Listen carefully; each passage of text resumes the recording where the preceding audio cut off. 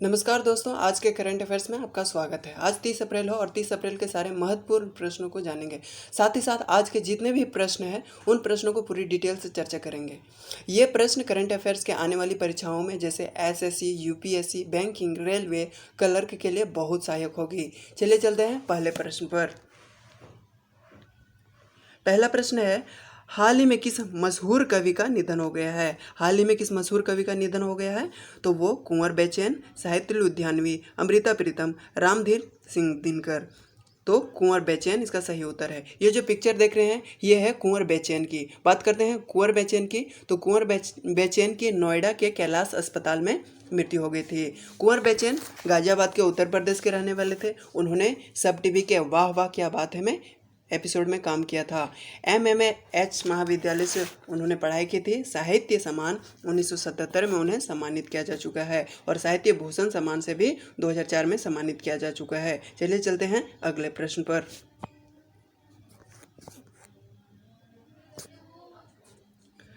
अगला प्रश्न है, हाल ही में मनोज दास का निधन हो गया है, वे कौन थे? हाल ही में मनोज दास का निधन हो गया है, वे कौन थे? लेखक, पत्रकार, गीतकार या कवि? लेखक, पत्रकार, गीतकार या कवि? तो वह एक लेखक थे। ये इसका सही उत्तर है। बात करते हैं मनोज दास की। ये जो पिक्चर देख रहे हैं ये है मनोज दास की। ठीक है, अभी मनोज दास संखारी बालेश्वर ओडिशा के रहने वाले थे और उन्हें पद्मश्री से सम्मानित किया जा चुका है 2004 में। ठीक है, चलिए चलते हैं अगले प्रश्न पर।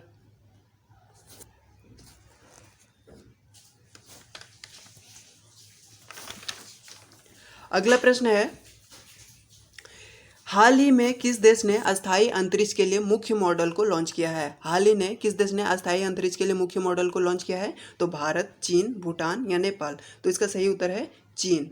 चीन इसका सही उत्तर है। बात करते हैं चीन की, तो चीन के राष्ट्रपति अभी शी जिनपिंग है और सबसे बड़ा नगर चीन का संघाई है। और चीन की सीमा को छूने वाला भारत के जितने भी राज्य हैं वे हैं सिक्किम, हिमाचल प्रदेश और उत्तराखंड। सिक्किम, हिमाचल प्रदेश और उत्तराखंड याद रखें।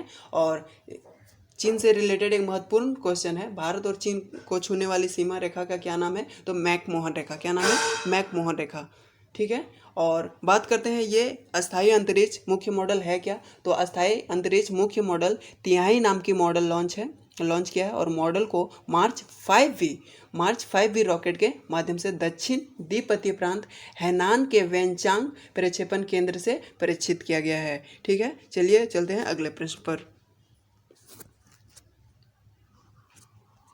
अगला प्रश्न है, हाल ही में कौन सा क्रिकेट खिलाड़ी ऑल स्टार टेकर के ब्रांड एम्बेसडर बने हैं? कौन सा खिलाड़ी ऑल स्टार टेकर का ब्रांड एम्बेसडर बने हैं? तो मोंटी पेनेसर, रवि बोपारा, ग्रेमी स्वान या विराट कोहली? तो इसका सही उत्तर है मोंटी पेनेसर। बात करते हैं मोंटी पेनेसर की। ये तो इंग्लैंड के अंतर्राष्ट्रीय टीम से खेलते हैं। जो पिक्चर देख रहे हैं ये है मोंटी पेनेसर की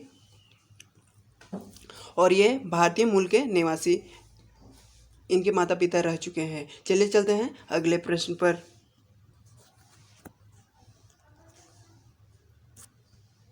अगला प्रश्न है कि किस अंतरिक्ष यात्री का हाल ही में निधन हो गया है?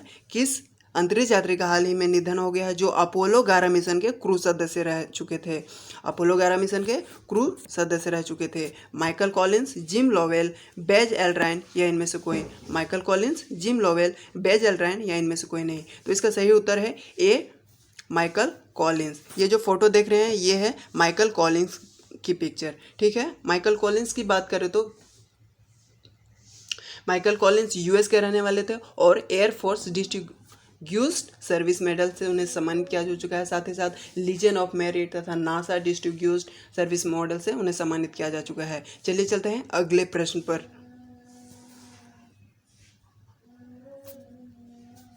अगला प्रश्न है, हाल ही में किस संस्थान ने नाइट्रोजन यूनिट को ऑक्सीजन यूनिट में बदलने की तकनीक अपनाई है? नाइट्रोजन यूनिट को ऑक्सीजन यूनिट में बदलने की तकनीक खोजी है IIT Mumbai, IIT Kharagpur, IIT Roorkee या आईआईटी नागपुर? तो इसका सही उत्तर है आईआईटी मुंबई। आईआईटी मुंबई इसका सही उत्तर है। ठीक है, बात करते हैं नाइट्रोजन यूनिट को ऑक्सीजन यूनिट में बदलने की, तो लगभग 93 से 96% ऑक्सीजन की शुद्धता हो जाती है बदलने से। ठीक है, इसमें मॉल्यूलर सील्स को कार्बन और जियोलाइट में बदल दिया जाता है। किस में बदल जाता है? मॉलिक्यूलर सील्स को कार्बन और जियोलाइट के रूप में बदल दिया जाता है। ठीक है, चलिए चलते हैं अगले प्रश्न पर।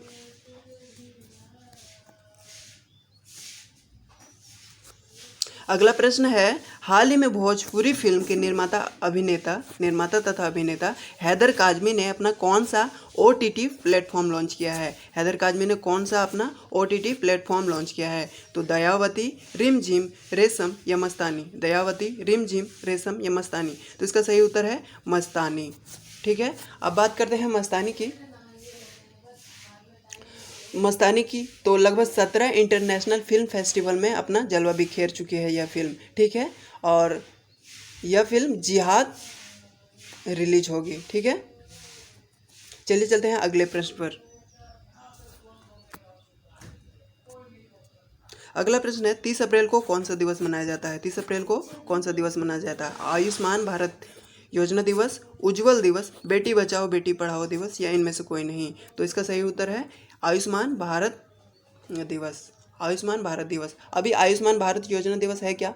देशवासियों को स्वास्थ्य का ख्याल रखा जाता है, उनकी लंबी आयु की कामना की जाती है।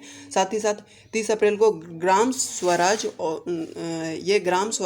योजना के अभियान के तहत आयुष्मान योजना को लॉन्च किया गया था। इनको प्रधानमंत्री नरेंद्र मोदी ने लॉन्च किया था। ठीक है, चलिए चलते हैं अगले प्रश्न पर।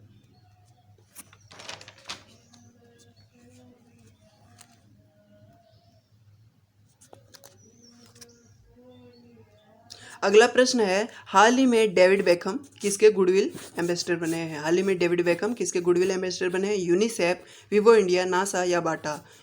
यूनिसेफ, विवो, नासा या बाटा। तो इसका सही उत्तर है यूनिसेफ। बात करते हैं यूनिसेफ की। तो यूनिसेफ का फुल फॉर्म होता है United nation children fund and,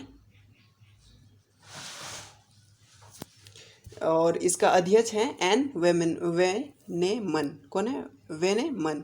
स्थापना हुई थी 1946 11 दिसंबर को। कब हुई थी? 1946 11 दिसंबर को। और 11 दिसंबर को ही यूनिसेफ डे भी मनाया जाता है। और इसका मुख्यालय है न्यूयॉर्क के अमेरिका शहर में। कहाँ है? न्यूयॉर्क के अमेरिका शहर।